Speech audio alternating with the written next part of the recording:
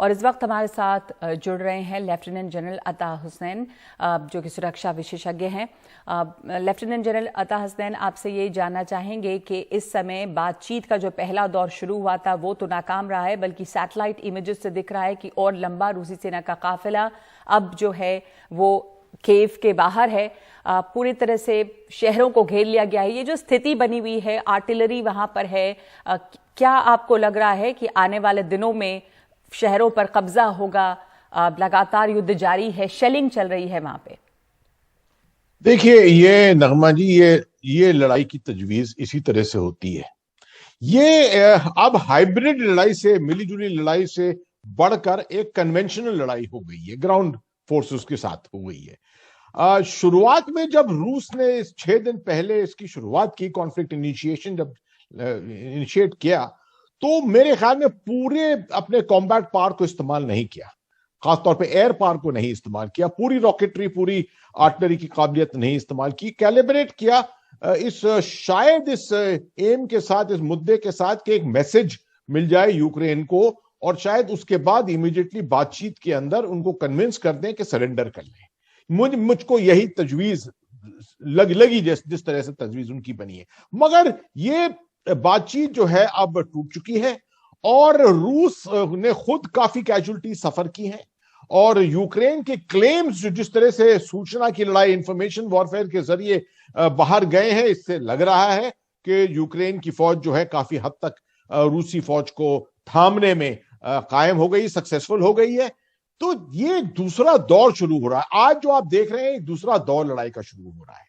ये दौर जो है कैलिब्रेशन में कुछ ऊंचे पक्का होगा, इसमें ज्यादा हायर कैलिबर हथियार, intensity of shelling, rocketry, artillery, ये सब इस्तेमाल किए जाएंगे। हालांकि रूल्स ऑफ वॉर जो होते हैं जेनीवा कन्वेंशंस के मुताबिक, ये सिविलियन एरियाज के ऊपर कोई शेलिंग ऐसी चीज नहीं होनी चाहिए। इसके लिए एक ह्यूमैनिटेरियन लॉज भी हैं इसके पूरे, जो सब देशों ने साइन किए हुए हैं। रूस ने भी साइन किया है, यूक्रेन ने भी साइन किया है, मगर आमतौर पर ऐसे ह्यूमैनिटेरियन लॉज को लड़ाई की शुरुआत में कोई फॉलो नहीं करते हैं, क्योंकि वो चाहते हैं कि किसी ना किसी तरह उनको एडवांटेज मिले।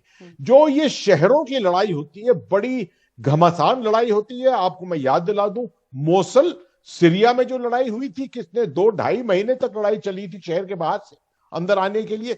ये शहर उतने ही घने शहर हैं। कीव का 2 मिलियन की पॉपुलेशन है, खारकीव की भी तकरीबन 1.5 मिलियन की पॉपुलेशन है। तो इसके अंदर एंट्री करना जो है बड़ा मुश्किल होता है, चुनौती वाला वो होता है। तो इसलिए रूसी इस वक्त जबरदस्त शेलिंग कर रहे हैं इस पहली एंट्री को करने के लिए। जब वो एंट्री अंदर हो जाएगी तब शेलिंग कम हो जाएगी, तब वो स्ट्रीट फाइटिंग शुरू हो जाएगी। अगर यूक्रेनियन आर्मी और सिविलियन जो है उनके साथ मिले हुए जो हैं, अगर वो चाहें कि रूसियों को रोकना है किसी भी हालत में, तो वो उस हालत में स्ट्रीट फाइटिंग शुरू करेंगे। उसमें भी तो बहुत कैजुअल्टीज होंगी। जो स्थिति बनी हुई है जिसमें 64 किलोमीटर लंबा काफिला जो शहर के बाहर नजर आ रहा है, रूस और यूक्रेन को अगर हम देखें तो आपको इस वक्त ये जो वॉर गेम है उसमें आपको क्या लग रहा है? क्या रूसी सेना को इस वक्त एडवांटेज है? यूक्रेन जबरदस्त मुकाबला टक्कर दे रहा है उनको, लेकिन यूक्रेन को तमाम दूसरे देश हथियार वगैरह से मदद करने की पेशकश कर रहे हैं या भेज भी रहे हैं, पर जो सैनिक जमीन पे चाहिए, सोल्जर्स ऑन द ग्राउंड, वो कहीं से उनको मदद नहीं मिलती है। देखिए, यूक्रेन की फौज जो है छोटी है, मगर देखने में अगर पिछले 5 दिन से जैसे लड़ाई उन्होंने लड़ी है, बड़े हौसले के साथ लड़ाई लड़ी है, बड़े प्रोफेशनली लड़ाई लड़ी है। मगर अब जब ये हथियार दिए जा रहे हैं उनको, नेटो के देशों से आ रहे हैं, जर्मनी से तो देश हथियार बहुत जल्दी आ गए, 1000 एंटी टैंक हथियार उनके पास बहुत जल्दी आ गए। मगर बाकी देशों से जो आ रहे हैं वो भी जो है बॉर्डर के जरिए आ रहे हैं, और इनको ऑब्जॉर्ब करना, उनको इस्तेमाल में लाना, इसके लिए कुछ वक्त लगेगा। मैं समझता हूं हफ्ता 10 दिन, तकरीबन 15 दिन लग सकते हैं इनको इस्तेमाल में लाने के लिए। तब तक जो है यूक्रेन की फौज जो है उसको थामना पड़ेगा किसी ना किसी तरह रूस को। मगर जिस तरह से रूस का आप कह रहे हैं, और मैंने भी देखा है इसकी तस्वीरें, 64 किलोमीटर लंबा जो काफिला चला आ रहा है, अगर इसको आप काउंट करें, इंटेंसिटी इसकी काउंट करें, तो इसमें तकरीबन 1000 टैंक्स, तकरीबन 1000 आर्मर्ड व्हीकल्स हैं। अगर टैंक्स नहीं समझे सबको, 1000 आर्मर्ड व्हीकल्स हैं। मतलब ये जो है 2 या 3 आर्मर्ड डिवीजन साइज की फोर्स है, बहुत जबरदस्त घमासान फोर्स है।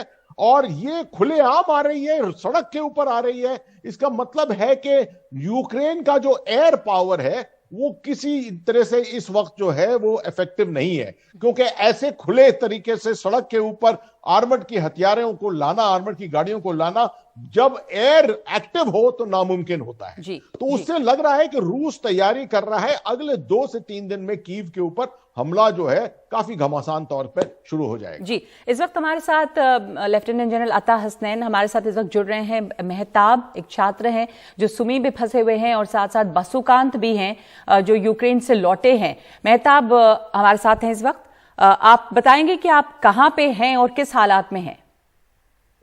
मैम, मैं यूक्रेन की सुमी शहर में हूँ और यहाँ की हालात मैम पहले भी मैं एनडीटीवी के माध्यम से बताया हूँ। यहाँ की हालात दिन पे दिन बद से बदतर होती जा रही है, खराब होती जा रही है। मैंने ये चीज पहले भी स्टार्टिंग में ही जब कीव और खार्किव में हालात खराब हो रही थी तब भी मैंने बोला था, प्राइम टाइम पे सर ने दिखाया था कि यहाँ पे हालात दिन पे दिन खराब हो रहे हैं। अभी थोड़ी देर पहले गन शॉट्स की साउंड सुनाई दी है, अभी यहाँ से गन्स लेके जाते हुए नजर आए हैं विंडो से। अभी ऐसा हालात यहाँ का दिन पर दिन बद से बदतर होता जा रहा है। मेहताब, आप लोगों को वहां पर से निकलने का कोई जरिया आपने एम्बेसी से कांटेक्ट किया है? क्योंकि लगातार हेल्पलाइन नंबर्स और भारतीय एम्बेसी इसमें लगी हुई है और लोगों को वहां से, छात्रों को निकाला भी जा रहा है, इवैक्यूएट किया जा रहा है। आप लोगों तक कोई मदद नहीं पहुंची है या आपने कांटेक्ट किया? क्या हुआ है?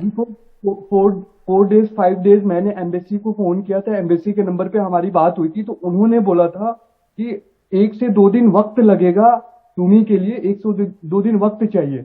उसके बाद से मैं जिस नंबर पे मैं फोन कर रहा हूँ, जिस नंबर पे हमारी बात हुई, उसके अलावा भी नंबर है, कोई रिस्पॉन्स नहीं आ रहा है। जिस पे लग रहा है उस पे रिस्पॉन्स नहीं आ रहा है और कुछ नंबर लग नहीं रहा है। ऐसी प्रॉब्लम आ रही है।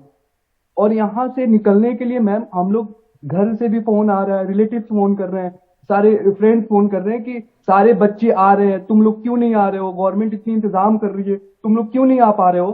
तो मैम हम लोग ईस्टर्न पार्ट में है, हमारे पास से जहां पे बच्चे जा रहे हैं वो वेस्टर्न पार्ट से जा रहे हैं बॉर्डर को, जो कि उनका डिस्टेंस 100 या 75 किलोमीटर ऐसा डिस्टेंस है। तो वो लोग कुछ पैदल भी चल के 20 किलोमीटर 15 किलोमीटर पैदल चल के बॉर्डर जा रहे हैं, राइट। बट हमारे यहाँ से जो बॉर्डर्स हैं वो यहाँ से पोलैंड की बॉर्डर, हंगरी की बॉर्डर, यहाँ से 1200 किलोमीटर 1300 किलोमीटर यहाँ से है डिस्टेंस। यहाँ से हम लोग कैसे चल के जाएंगे दिल्ली इतना पैदल? जी, और रास्ते में सिविलियंस रोक रहे हैं, सिविलियंस टॉर्चर, आर्मी टॉर्चर कर रही है, रशियन आर्मी टॉर्चर कर रही है। रशियन आर्मी है रास्ते में, जाहिर है कि पैदल वहां से जाना जो है वो मुमकिन नहीं है। तो सुमी शहर का हाल बता रहे हैं कि यहाँ पर अभी जो छात्र हैं उनको मदद नहीं पहुंची है। ये पूर्वी इलाका है और जो पश्चिमी इलाके में लोग हैं उनके लिए आसान है निकलना, वो बॉर्डर क्रॉस कर सकते हैं, पोलैंड जैसे देशों में भी जा रहे हैं। रेलवे की ये भी डिस्कनेक्ट है, वो रेलवे एकदम बंद पड़ा हुआ है। हाँ। बसेस की ट्रांसपोर्टिंग का कुछ ये नहीं है जी, ये प्रॉब्लम आ रही है। और कल गए भी हुए थे हम लोग कुछ चीजें लाने के लिए, फूड्स आइटम लाने के लिए। कैश, एटीएम्स भी खाली हो रहे हैं, सारे एटीएम्स भी जो चल रहे हैं उसमें कैश भी नहीं है।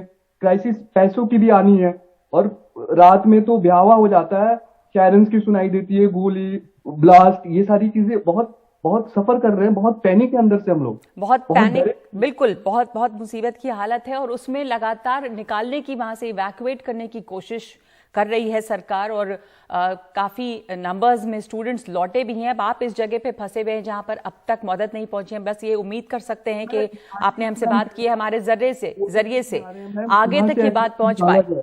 जी, बसुकांत भी हैं हमारे साथ, बसुकांत सिंह अभी हमारे साथ नहीं जुड़े हैं, यूक्रेन से लौटे हैं। तो हम बता रहे हैं कि बहुत सारे ऐसे छात्र भी हैं जो यूक्रेन से लौटे हैं और लगातार फ्लाइट्स जो हैं वो लेकर आ रही हैं और अब वायुसेना की मदद से भी इसमें शामिल हो रही है।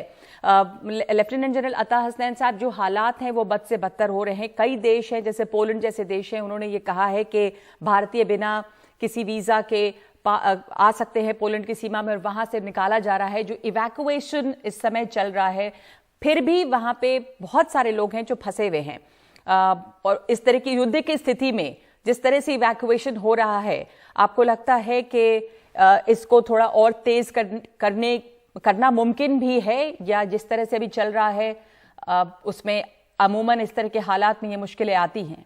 बेशक ये एक ऑपरेशनल कंडीशन है जिसके अंदर चुनौतियां बहुत ज्यादा हैं। मगर मैं देख रहा हूं कि कुछ और चैनल्स पे भी बातचीत हो रही है, हम लोगों की सब स्ट्रेटेजिक एनालिस्ट जो हैं अपना दिमाग लगा के इस पे बात कर रहे हैं और दुनिया भर में इसकी चर्चा चल रही है इस वक्त। ना ही वहां पर छात्र सिर्फ भारत के हैं, वहां पर चीन के बहुत से छात्र हैं, पाकिस्तान के बहुत से छात्र हैं, कुछ अफ्रीकन छात्र हैं वहां पर। मगर हमारे लिए जो कंसर्न है अभी सिर्फ अपने भारतीय छात्रों के लिए है।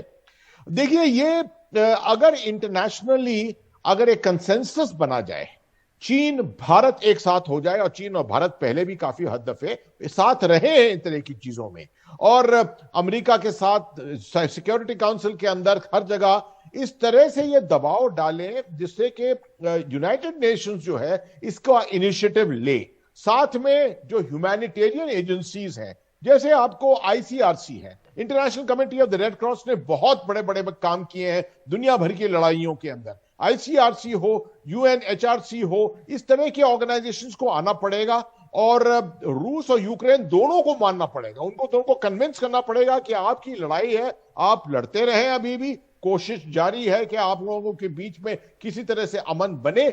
मगर जो लोग पिस रहे हैं बीच में, जो ये छात्र जो पीस रहे हैं बीच में, इनको निकालना एक दुनिया की जवाबदारी है, इट्स अ ह्यूमैनिटेरियन रिक्वायरमेंट। तो इसलिए इस जरिए मैं समझता हूं कि कुछ ना कुछ अगले 2-3 दिन में कोई इनिशिएटिव चलेंगे। अब भारत जो है, भारत की स्थिति ऐसी है कि हम इम्पार्शियल माने जा रहे हैं, हम बिल्कुल न्यूट्रल माने जा रहे हैं, हालांकि हमारी बड़ी इन्फॉर्म्ड न्यूट्रलिटी है इस वक्त। मगर उस वजह से, उस स्थिति के वजह से हमारा रोल शायद कुछ ज्यादा है इसमें, और हमारी बात शायद और हद तक मानी जाए। खासतौर पे प्राइम मिनिस्टर मोदी की का जो स्टेचर है दुनिया में, उसको लेकर अगर देखा जाए तो शायद उससे ये बात और आगे बढ़े। आप कह रहे हैं कि डिप्लोमैटिकली भारत को एक अंतर्राष्ट्रीय प्लेटफॉर्म पे भारत चीन जैसे देश साथ आकर इस मसले को और सुलझाने की कोशिश करना चाहिए। बहुत बहुत शुक्रिया आपका लेफ्टिनेंट जनरल अता हसनैन और मेहताब। अपना ख्याल रखिए, उम्मीद है कि जल्दी आप इवैक्यूएट हो पाए वहां से।